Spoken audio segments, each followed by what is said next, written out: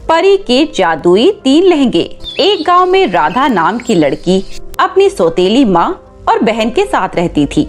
राधा पर उसकी सौतेली माँ और बहन बहुत जुल्म करती थी। एक दिन जब राधा घर का सामान लेने बाजार गई तो वहाँ पर उसे एक बूढ़ी औरत दिखी जो कि बेहोश पड़ी थी। राधा ये देखकर दौड़कर उस बुढ़िया के पास जाती है और उनके मुंह में थोड़ा सा पानी डालती है। जैसे ही राधा उनके चेहरे पर पानी डालती है, उस बुढ़िया को होश आ जाता है। राधा कहती है, अरे काकी, आपको अचानक से क्या हो गया था? आप बेहोश कैसे हो गई? क्या बताऊं बेटी, इतनी कड़कती धूप में मुझे बहुत प्यास लगी थी। प्यास के मारे मैं बेहोश हो गई और वैसे भी मेरी बहुत उम्र हो गई है। बूढ़े शरीर में तो 1000 बीमारियां होती हैं। उसके बाद राधा उस बुढ़िया औरत का हाथ पकड़ के उसे उठाती है।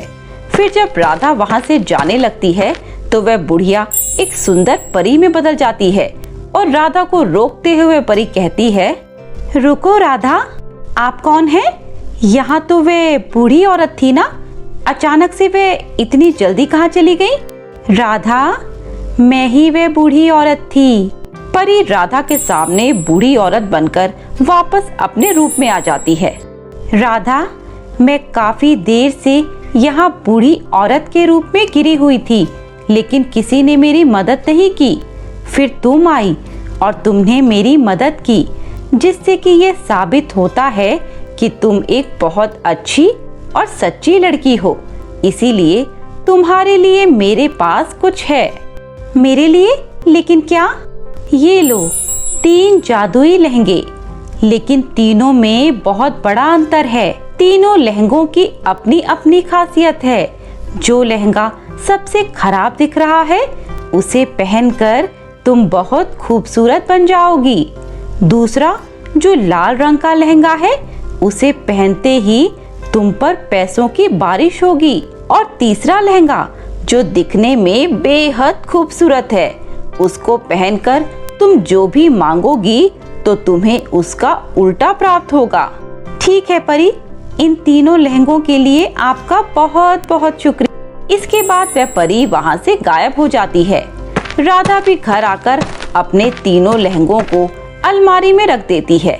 जिसके बाद राधा की सौतेली माँ उसके कमरे में आकर कहती है, अरे ओ महारानी, कल मेरी बेटी सुगंधा को लड़के वाले देखने आ रहे हैं। बहुत बड़े घर का रिश्ता आया है, समझी? तो कल घर का सारा काम समय से पहले कर दियो। ठीक है माँ। इतना कहकर राधा की सौतेली माँ वहाँ से चली जाती है और अगले दिन सुगंधा को लड़के वाले देखने आते हैं।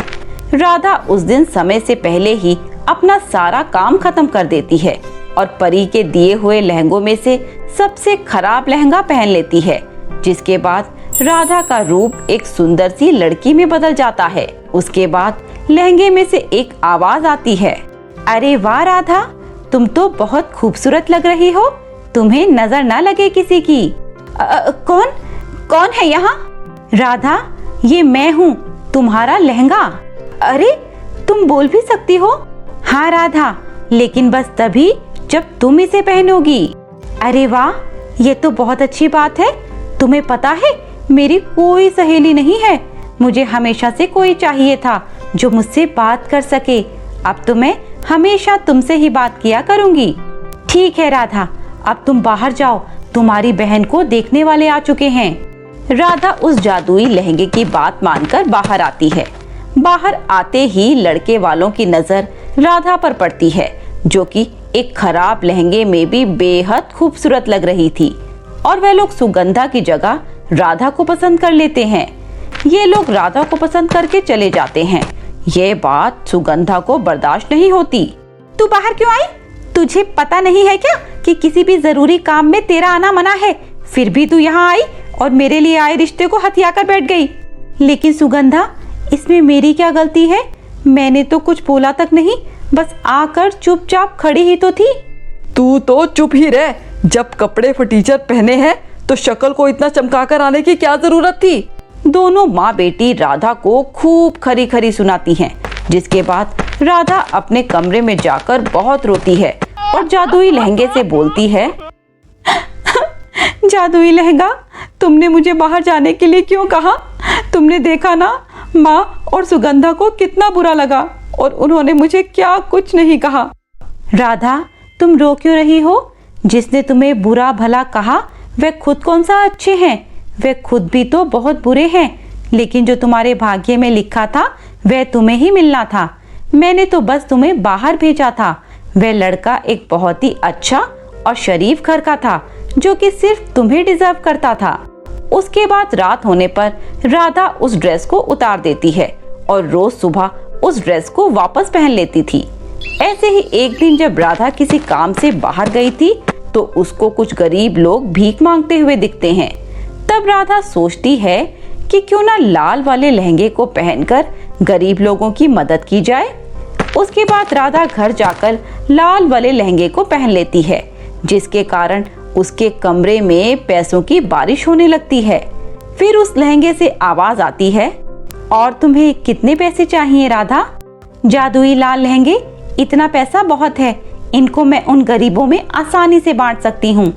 राधा अपने घर के आसपास जितने भी जरूरतमंद लोग होते थे उन सबको पैसे दे देती थी। जब राधा की सौतेली माँ और बहन को उसके पैसे बांटने वाली बात की खबर लगती है तो वह राधा से कहती हैं, अरे ओ करमजली, ये सब क्या है? तेरे पास इतना पैसा कहाँ से आ गया कि तू लोगों में बांटती फिर रही है? इसके बाद राधा अपने जादुई 3 लहंगों के बारे में अपनी माँ और बहन को बता देती है। राधा की बात सुनकर दोनों माँ बेटी हैरान हो जाती हैं और उनके दिमाग में एक खुराफात आइडिया आता है। उस समय वे दोनों वहाँ से बिना कुछ कहे चली जाती हैं, लेकिन उसके बाद जब राधा घर में नहीं होती तो वह दोनों उसके कमरे में जाती हैं। सुगंधा राधा की अलमारी से सबसे खूबसूरत वाला लहंगा निकालकर, माँ, ये लहंगा तीनों लहंगों में सबसे ज्यादा खूबसूरत है, मतलब इसका असर भी तीनों में से सबसे ज्यादा होगा। क्यों ना मैं ये लहंगा पहन लूं? उसके बाद तो हम दोनों अपनी ऐश वाली जिंदगी जिएंगे। इसके बाद सुगंधा सबसे खूबसूरत वाला लहंगा पहन लेती है।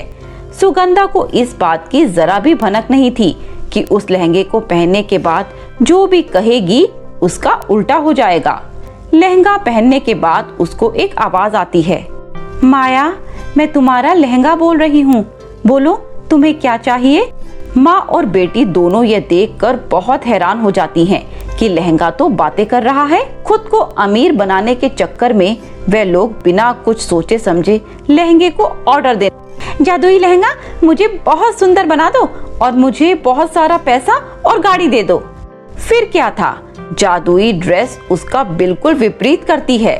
दोनों माँ बेटी फुटपाथ पर आ जाते हैं और दिखने में भी बिल्कुल भिखारियों की तरह हो जाते हैं। दोनों अपनी हालत पर वहीं बैठकर जोर जोर से रोने लगते हैं। तभी वहाँ पर राधा आ जाती है। माँ, सुगंधा, ये सब कैसे हुआ और तुम्हारी हालत इतनी खराब कैसे हो गई? सुगंधा और उसकी माँ राधा को सारी बात बताते हैं। राधा ये सब देखकर परेशान हो जाती है और हाथ जोड़कर जादुई परी को बुलाने लगती है। देखते ही देखते वहाँ जादुई परी प्रकट हो जाती है, जिसको देखकर राधा परी से कहती है, जादुई परी, मेरी माँ और बहन की हालत कितनी बुरी हो गई है उस जादुई लहंगे की वजह से। जादुई परी राधा की बात सुनकर उसको सारी सच्चाई बताती है कि सुगंधा ने जो भी उस जादुई ड्रेस से मांगा, फलस्वरूप उसका उल्टा उसे मिला। परी की बात सुनकर राधा बोलती है, परी, मेरी माँ और बहन ने लालच में आकर जो भी किया उसके लिए मैं माफी मांगती हूँ। प्लीज उनको पहले जैसा कर दो और उनकी खोई हुई चीज उन्हें वापस लौटा दो। परी राधा की माँ और बहन को माफ करके उनको पहले जैसा बना देती है और उनकी सारी चीजें उन्हें लौटा देती है।